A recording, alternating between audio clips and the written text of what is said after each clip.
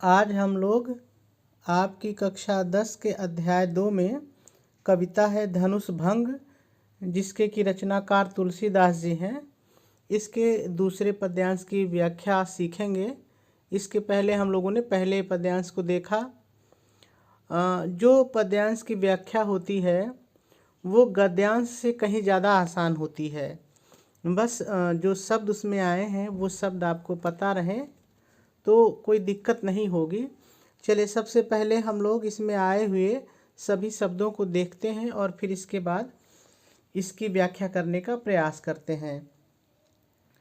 नृपन का मतलब होता है राजागण या राजा। केर मतलब की।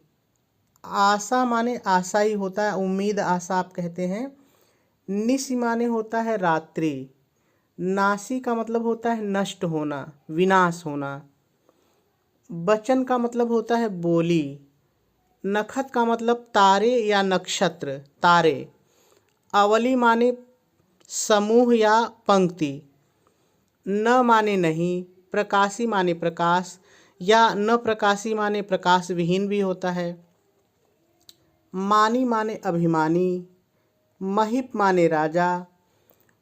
कुमुद एक फूल है, यहाँ पर थोड़ा सा समझ लीजिए। दो फूल होते हैं, एक होता है कमल और एक होता है कुमुद। कमल की विशेषता ये होती है कि जब सूरज निकलता है तो सूर्य का प्रकाश जब होता है तो कमल खिलता है। और जो कुमुदनी या कुमुद की विशेषता ये होती है कि जब सूरज निकलता है तो कुमुदनी सिमटने लगती है, बंद होने लगती है। ठीक है, हम लोग व्याख्या के समय इसको देखेंगे। संकुचाने माने सकुचाना। ठीक है।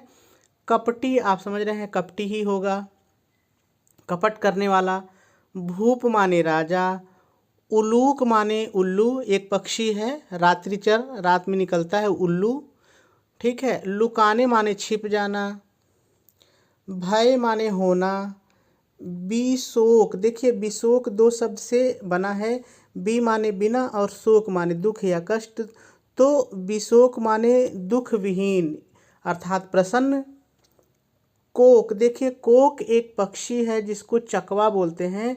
यहाँ पर थोड़ा ये ध्यान देने की बात है कि ऐसी किंवदंती है, ऐसा माना जाता है कि ये जो चकवा चकई होते हैं ये दिन भर साथ साथ रहते हैं। ये जो पति पत्नियों का जोड़ा होता है ये दिन में साथ रहते हैं, लेकिन जैसे ही रात होती है तो ये अभिशाप, किसी श्राप के कारण ये अलग अलग हो जाते हैं। तो जो चकवा होता है उसके लिए जो रात होती है वो बहुत दुखदाई होती है। ठीक है। मुनि आप जान रहे हैं, ऋषि मुनि। देव अर्थात देवता। बरसह माने बरसाना। सुमन माने फूल। जनावह मतलब प्रकट करना, जनाना, प्रकट करना। सेवा वही रहेगा। गुरु मतलब गुरु जी। पद माने पैर। बंदी माने वंदना करना, सहित वही रहेगा। अनुरागा, अनुरागा माने प्रेम। राम श्री रामचंद्र जी। मुनिहिन का मतलब मुनिगण, वहाँ पे जो मुनि उपस्थित हैं, बहुवचन है मुनि है। सन मतलब से। आयुष माने आज्ञा। मांगा मतलब मांगा। ठीक है, तो लगभग सारे शब्दों के अर्थ हो गए हैं। चलिए देखिए, पहला जो हमने पद्यांश आपको बताया था उसमें हमने संदर्भ की चर्चा की थी और बताया था कि पूरी कविता के लिए संदर्भ वही रहेगा। किसी भी एक कविता का जो संदर्भ होता है वह पूरी कविता के लिए होता है।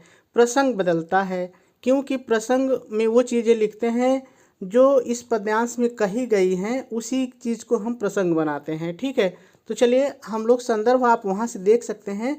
प्रसंग की चर्चा करें तो आप लिख सकते हैं, हेडिंग डालेंगे प्रसंग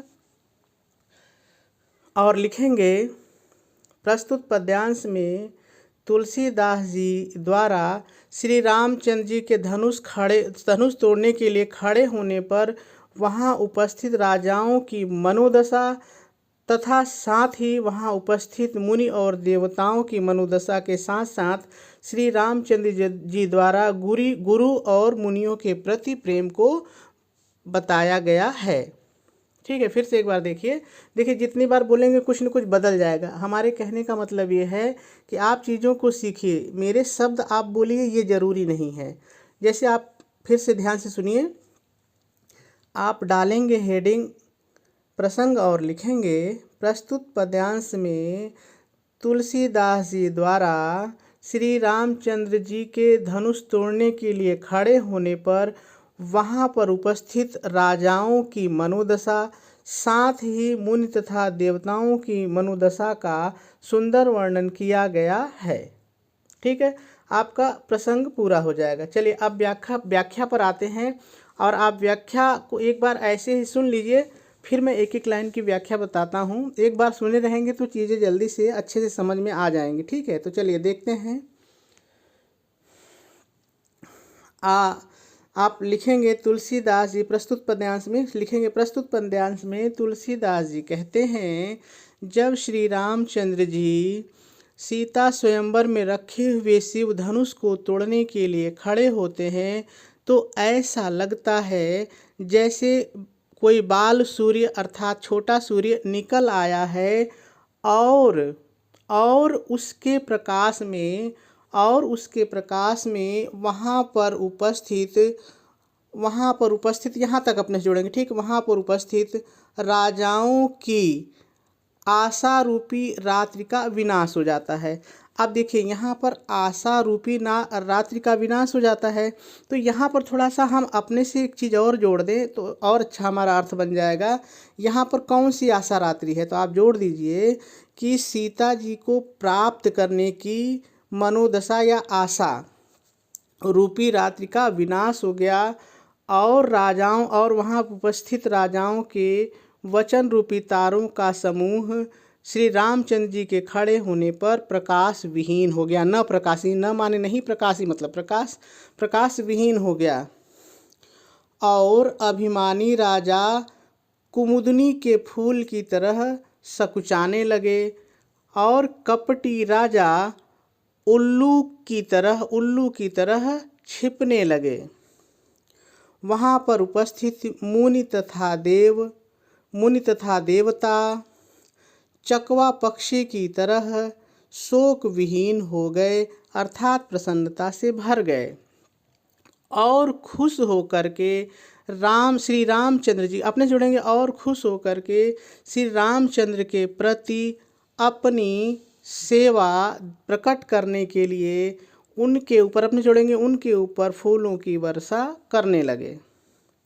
श्री रामचंद्र जी गुरु विश्वामित्र के पैरों की प्रेम के साथ वंदना करके तथा वहाँ पर उपस्थित मुनिगणों से आज्ञा मांगी। ठीक है, ये नाम आप जोड़ लेंगे पहले, यही चीज़ है। चलिए अब एक एक लाइन देखते हैं, एक एक शब्द देखते हैं। आप हेडिंग डालेंगे व्याख्या और लिखेंगे, प्रस्तुत पद्यांश में तुलसीदास जी ने श्री रामचंद्र जी द्वारा सीता स्वयंवर में रखे हुए धनुष को तोड़ने के लिए खड़ा होने पर ऐसा लगता है जैसे कोई बाल सूर्य निकल आया हो, और यहाँ तक अपने से जोड़ेंगे। ठीक है, जितना मैंने बोला, और उनके प्रकाश में वहाँ पर उपस्थित या सीता स्वयंवर में उपस्थित राजाओं की सीता जी को प्राप्त करने की अपने जोड़ेंगे सीता जी को प्राप्त करने की आशा रूपी रात्रि का विनाश हो गया, और उनके वचन रूपी तारों का समूह, औली माने समूह, तारों का समूह प्रकाश न माने नहीं प्रकाश विहीन हो गया, तथा अभिमानी राजा कुमुदनी की फूल की तरह सकुचाने लगे, और कपटी राजा उल्लू की तरह छिपने लगे। सीता स्वयंवर सभा में उपस्थित मुनि तथा देवता चकवा, कोक माने चकवा, पक्षी की तरह शोक विहीन हो गए, अर्थात प्रसन्न हो गए, तथा श्री रामचंद्र जी के प्रति अपने जोड़ेंगे श्री रामचंद्र जी के प्रति अपनी सेवा प्रकट करने के लिए उनके ऊपर अपने जोड़े उनके ऊपर फूलों की वर्षा करने लगे। श्री रामचंद्र जी गुरु विश्वामित्र के पैरों की प्रेम सहित वंदना की तथा वहाँ पर उपस्थित मुनिगणों से भी आज्ञा मांगी। मेरे ख्याल से बात आपको समझ में आ गई होगी। आज इतना ही। कल हम लोग तीसरे पद्यांश के साथ चलेंगे और सीखने का प्रयास करेंगे।